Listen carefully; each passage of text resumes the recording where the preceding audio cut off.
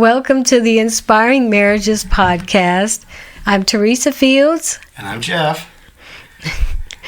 Hi, and we're your hosts.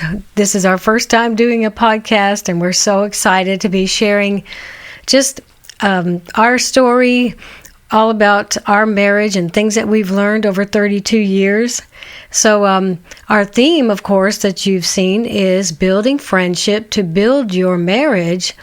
So that's what we're going to be focusing on a great deal during this podcast, and it's a great way to kick things off, isn't it, Jim? Yes, great way. So what we'd like you to do is go to our website, inspiringmarriages.net, and sign up for our email list or newsletter list, and we want to give you something. Every month we're going to have a new gift or new list of great date ideas or friendship builders or romantic tips for the husbands, romantic tips for the wife, and we just want to bless you with that. But we can't send it to you unless we know your email. So go to inspiringmarriages.net and sign up for that free newsletter. So our heart is to share what we know about building friendships. We've been married 32 years. We have 3 children, a granddaughter, but our friendship is as deep today as it has ever been. And we just want to, and we're still learning. We're still learning how to build our friendship. Yes, so we want to just continue to share with you things that inspire our marriage, inspire our friendship, and maybe you can help us too. Our email address is inspiringmarriages@att.net, and if you have a great idea of things that you do to build up your friendship with your spouse, we'd love to hear that. Or if we've already had people send in topics or topic ideas, right? So we'll get to those. But what we want to do is start up on a foundation of friendship in marriage, and so. When you're married to your best friend, that allows for your marriage to grow deep. Yes, absolutely. So if you have your Bible, go to Proverbs chapter 18. And this is a very familiar verse, but Proverbs 18, 22. Now, it reads in most translations, "He who finds a wife finds a good thing and obtains favor from the Lord." Now, what did you think about thing? How do you like to be considered a thing? I don't like it. I mean, I was like, wait a minute, I'm just a thing. Now, in most translations, thing is italicized, which means the translator put that in for... Right. completeness. They were trying to interpret the scriptures, but actually the thing is not in there. So it's he who finds a wife finds good. And if you go to the Amplified, he who finds a true and faithful wife finds a good thing and obtains favor and approval from the Lord.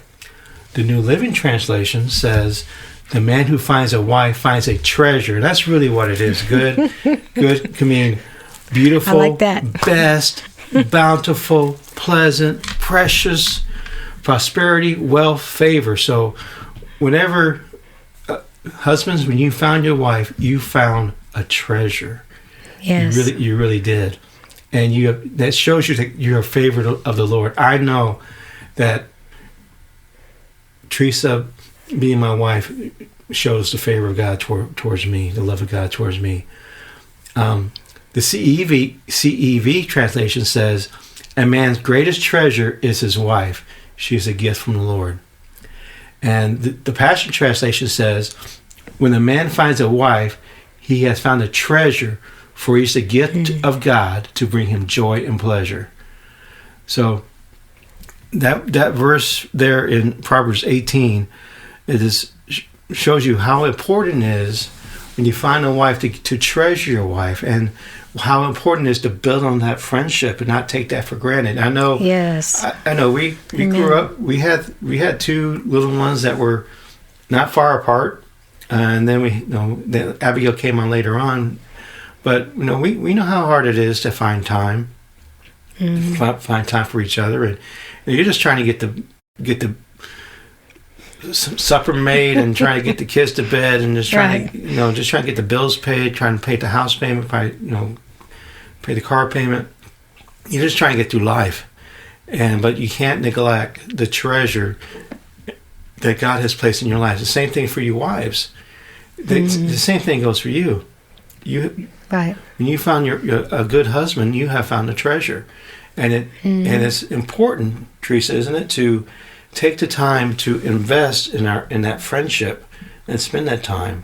Yes, it is, or else you'll get estranged from each other. We've heard about so many marriages over the years that people really kind of lost that friendship, lost that fun, and they really didn't know each other, and that's a very sad state for a marriage, because things change over the years. You're not exactly the same two people you were when you got married, so you have to keep getting to know each other and deepening that friendship.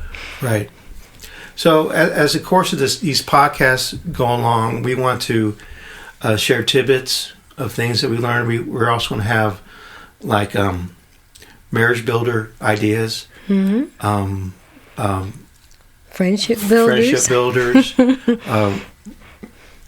romance tips for the husbands, romance tips for the wives. Things that you two can do, fun things you could do together that doesn't really cost a lot of money. It just takes time and is well worth the investment. Yes. But in Proverbs 18, just a little further down, in verse 24, a person of too many friends comes to ruin, but there is a friend who sticks closer to the brother. And of course we know that Jesus Christ is the friend that sticks closer to the brother. You will never have a closer friend than Jesus Christ. Teresa will never have a closer friend than Jesus Christ. Right. But, I can be the friend that sticks closer to her than the brother. So the Passion Translation says, some friendships don't last for long, but there's one loving friend who is joined to your heart closer than any other. And that's certainly true of us. Teresa has been joined to my heart. And that kind of reminds you of Genesis, right? Oh, yes. I mean, the woman came out of the man. How much closer can you be than God created them, male and female, in one person? Right. That's pretty awesome. The Amplified Classic says, the man of too many friends, chosen indiscriminately, will be broken in pieces and come to ruin. But there's a true loving friend who is reliable and stick closer than a brother. And the Young Literal Translation says, a man with friends is to show himself friendly, and there is a lover adhering more than a brother. So that reminds me of Genesis, where God said, what did he say? It's not good for man to be alone. But for this cause, a man shall leave his father and mother and cleave. And that stick closer means join, adhere. Right. So there is. It is like the word cleave, isn't it? Yeah, it is like the word cleave. It's a joining, and 32 years we're still learning how to be friends. We're still learning about each other and sharing things with each other, and just enjoy spending time with each other. And as we build our friendship, we're building our marriage. Right. That's exactly right. That's been true the whole time. Right. Yes. So if your marriage ever feels like something is missing, it's usually the friendship. It's a friendship. That cleaving together, that, staying side by side, or if you're both fighting a battle, get back to back and fight the enemy together. Don't fight each other.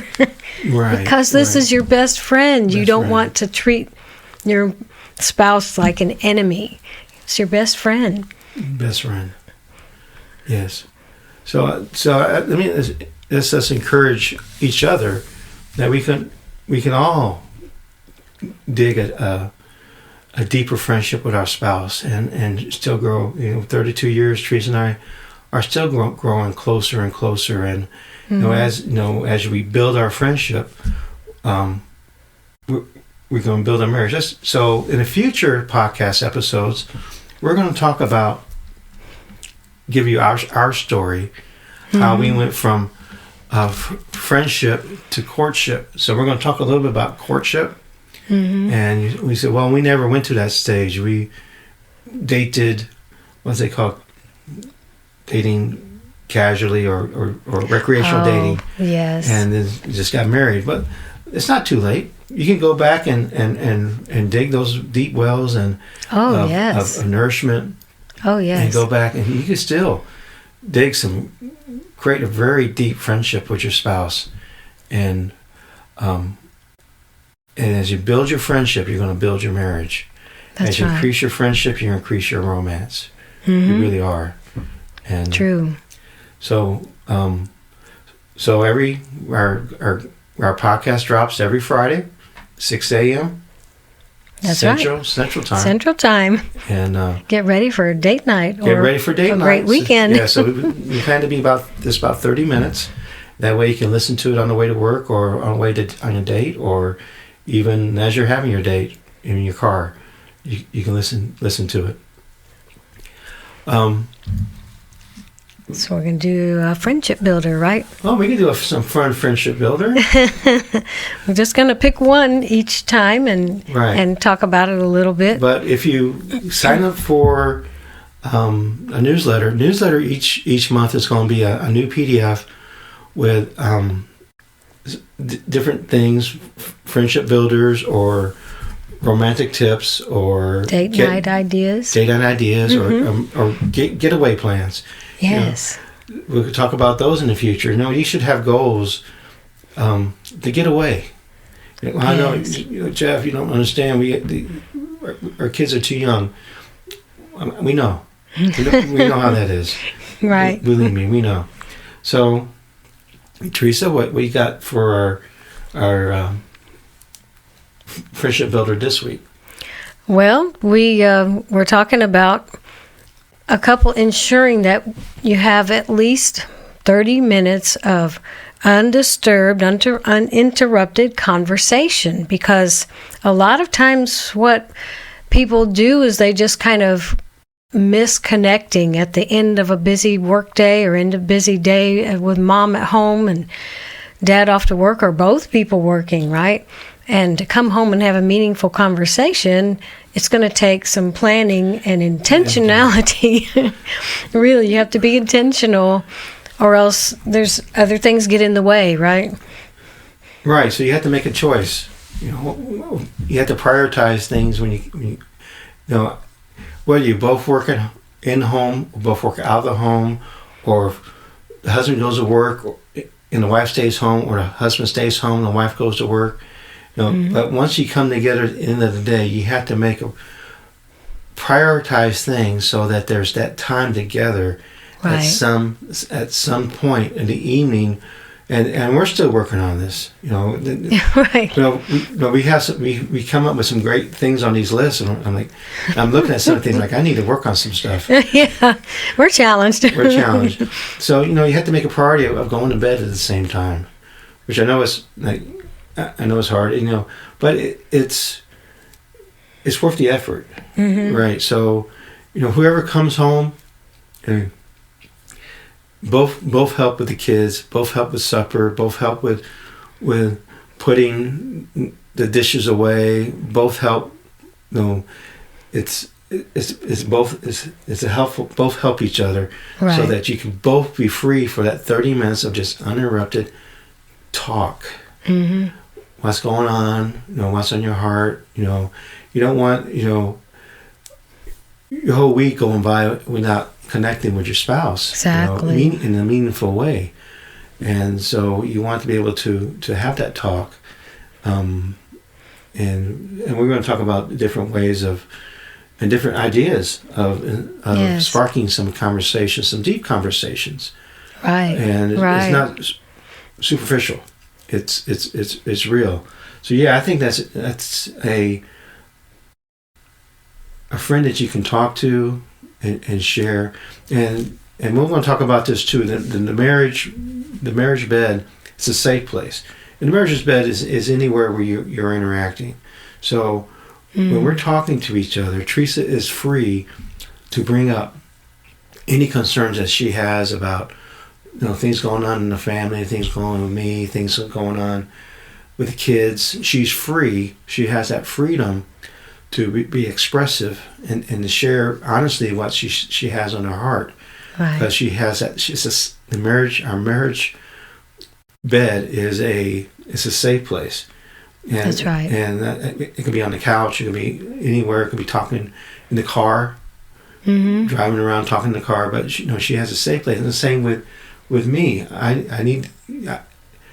Teresa is a safe person. She's a safe place for me to express my feelings, right, and express my thoughts, and without fear of being mocked or ridiculed or my feelings downplayed. Same thing with her. I'm not going to ever downplay, that you're just being emotional. I'll never do that to her. Right. Her emotions are real. And, we come together and we both have different viewpoints. And, we have the mind of Christ, and we can pray about something. Yes, and get direction from the Lord about a situation that the kids might be going through, something at school, or something on the job, something with a friend that we can talk about. Right. So it's really important to have regular conversation with your spouse, uninterrupted. Just talking. What's going on? What's going on with you? She might have an idea for get away, or she might have an idea about something that I need to listen to, and I also might have an idea about something we may need to do around the house that she needs to listen to. And right. I need to get her viewpoint, because we're partners in this marriage. I'm not the boss of the house. I'm not the boss of the house. And when I'm the head of the house, I have a spiritual leadership responsibility of the house, but I'm not the boss of Teresa. Right. And it's an equal partnership. It's an equal partnership now. And she is, year after year, she has proven that she will, if I feel like, if I tell her I felt, I've heard from the Lord, she's very quick to just come alongside and